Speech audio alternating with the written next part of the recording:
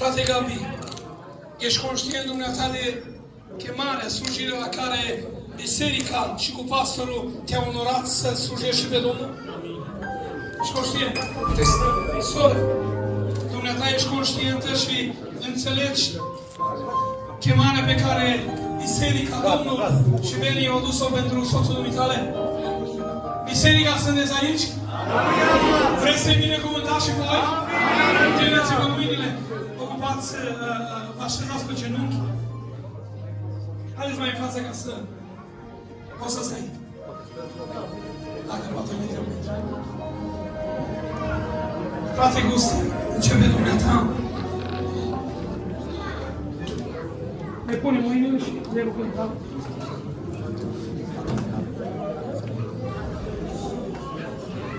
Vă rugați și voi împreună cu noi.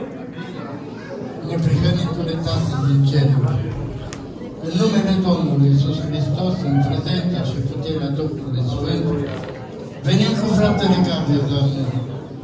Știi că Tu l-ai ales-o, Doamne, Tu, Dumnezeule, în seara asta, Doamne, îi dai slujba de diacon.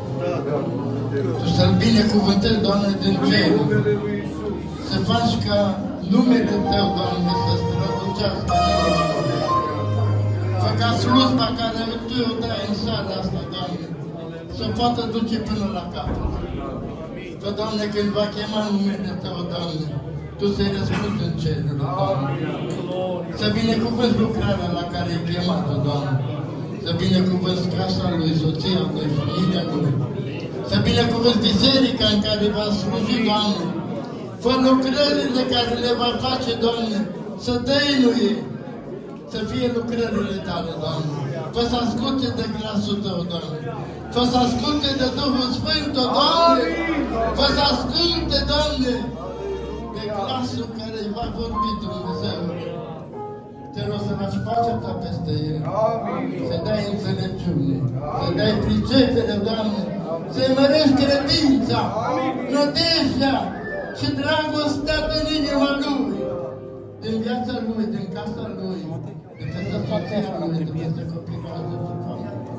Te rugăm, o Doamne, noi îl aducem pe brațele Tale. Te rugăm, o Doamne, Tu să-ți întinzi brațele peste El și Tu să-L așezi în slujba Ta, în lucrarea Ta. Amin? Fraților, să faci o lucrare, vă rog în numele Domnului, hai să fim oameni serioși până la capăt. Domnul să vă binecuvinteze. Aleluia! Dumnezeu lui Avram, lui Isaac și lui Iacov, Dumnezeul nostru. În această seară suntem aici, în prezența Ta, Faraon Eligena, Rive de Vod, Râdii de Ver. Aleluia! Doamne, în această seară, în fața noastră este fratele Gabi. Acest frate a ajuns la statura să fie ca diacon. Ca slujitor, ca diacon, și noi nu putem să dăm ungere. Dar te rog pe Tine, Doamne, unge-l cu puterea Duhului Sfânt. În momentul când va lua copiii în brațe la binecuvântare, te rog să-l binecuvintezi. Te rog să-i asculți rugăciunea. Binecuvântă soția lui. Doamne, știm că va veni timpul grele, dar mă rog în numele lui Iisus în această seară, niciodată să nu dea înapoi. Știm că Tu ai promis că Tu ești cu noi. Te rog, lasă binecuvântarea Ta peste el. Dă-i putere ca un lucrător, cel care poate cu Tine, Doamne. Îți mulțumim că în această seară fratele Gabi va fi uns de Tine, Doamne. Știm că Tu îl unzi, Doamne Dumnezeule. Pune mâna Ta peste el. Și ori de câte ori se roagă în cămăruța lui, ascultă Tu, Doamne. Doamne Dumnezeule, dacă este bolnav, mă rog pentru el, în numele lui Iisus, chiar în momentul acesta, atinge-te Tu de el, de mădularele lui. fă să cunească cerul, fă să cunească iadul, căci El este un lucrător, Doamne. Îți mulțumesc că și Tu L-ai binecuvântat. Fă ca fratele Gabi, că ce va pune mâna, să fie binecuvântat, Doamne. M-am rugat în numele Lui Iisus și știu că ai dat această autoritate de diacon. Amin.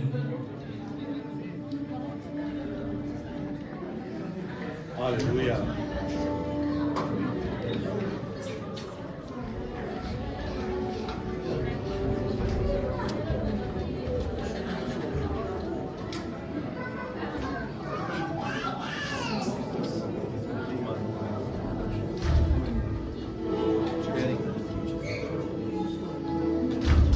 Pentru că Tu ești Dumnezeu din veșnicie în veșnicie. Doamne, îți mulțumesc pentru seara aceasta. Îți mulțumesc pentru fratele Gabi, Doamne. De bucată de vreme l-ai așezat, Doamne, lângă mine și lângă Biserica Muntele Sionului din Haghe, Doamne.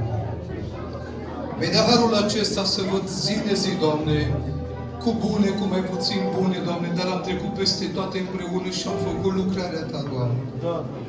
Astăzi, Te rog frumos, Doamne, dă-i haina diaconiei. Aleluia! Te rog, Doamne, curățește inima lui, Doamne. Te rog, atinge-te de ochii lui, Doamne, de mintea lui, de urechile lui, Doamne, să vină Duh de înțelepciune, Duh de pricepere, Duh de ascultare, Duh de supunere cuvântului Tău și numele Tău să fie pus peste Gabi în această seară, Doamne.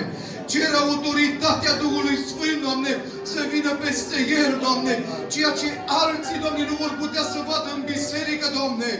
El, ca diacon al bisericii, deschide ochii să vadă acele lucruri, Doamne. Doamne, când se va ruga pentru binecuvântări de copii, Te rog să-L însoțești, Doamne. Când se va ruga pentru trupul și sângele Tău, Te rog să-L însoțești, Doamne.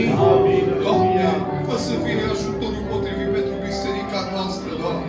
Dacă noi ca biserică, Doamne, l-am ales pentru că Tu L-ai ales mai dinainte și Tu ai pus în inima noastră ca noi să-L alegem. De aceea, ungerea care o primești în această seară, Doamne, înrănicește-L Tu, Doamne. Poate că de multe ori va fi greu, Doamne, când vor veni probleme, Doamne, când vor veni încercări, Te rog ca Tu să fii scut, pavăză, Doamne.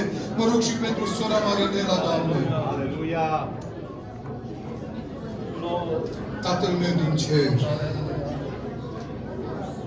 Te rog să-i dai pricepere și înțelepciune și ei, Doamne. Să-l înțeleagă pe fratele meu, pe Gabi, Doamne. Doamne, când îi va fi greu, soția lui să fie ajutorul potrivit, Doamne. Când el nu va mai putea, Doamne, și va cădea frânt de oboseală, ea să aibă cuvinte de laudă, să aibă cuvinte de ridicare, Doamne. Și din această seară Te rog să-i dai și ei înțelepciune, pricepere, Doamne. Și dacă are vreo boală în trupul ei, dă-i vindecare, Doamne, atinge-te de ea. Doamne, fă să vină binecuvântarea peste această familie, așa cum ai binecuvântat Egiptul din pricina lui Iosif. Așa să fie binecuvântat în casa Lui și biserica noastră prin slujirea Lui și îți mulțumesc pentru lucrul acesta. În numele Tatălui, al Fiului și al Duhului Sfânt m-am rugat. Amin. Și Tată, îți mulțumim că Tu ce binecuvântezi este binecuvântat. Fratele Gabriel, mă rog pentru această ungere pe care a avut-o și Ionatan de a fi în slujirea împăratului, de a fi în slujirea împărăției. Mă rog această ungere de credincioșie, de susținere pe care a avut-o Ionatan să fie peste fratele Gabriel în slujirea aceasta de diaconie, împreună cu soția, împreună cu biserica, împreună cu pastorul și cu echipa de aici să fie binecuvântați. Și îți mulțumim, Tată, că în această seară îi dai și vindecare. Prin credință m-am rugat. Ungere divină peste fratele Gabriel, să fie purtătorul Tău de cuvânt. Așa cum îngerul Gabriel e purtătorul Tău de cuvânt, așa să fie și el purtătorul Tău de cuvânt. Umblând și ducând vestea bună a Evangheliei, însoțească darurile Duhului Sfânt, plinătatea Duhului Sfânt, puterea și autoritatea cuvântului. Ungere divină seara asta peste el, peste casa lui, peste întreaga a Bisericii Muntele Sionului și cine crede să zică Amin! Frate Gabi, îl prezint pe fratele Gabi, noul diacon al Bisericii Muntele Sionului. Dumnezeu să ne ferească în slujba aceasta, să-i dea putere și să fie un luptător și un bun viteaz pentru echipa noastră și cu ajutorul Domnului sperăm și ne dăjduim ca sora noastră Aurora să-și revină cât de curând și acum ați fost alături de noi, va urma și fratele nostru Suțică și Dumnezeu din cer va revărsa și peste el îndurare. Pentru toată lucrarea ce s-a făcut aici, vă mulțumesc tuturor pentru participare, Dumnezeu din cer să vă răsplătească. Haideți să mulțumim cu rugăciunea Tatăl nostru și Domnul să fie lăudat. Amin.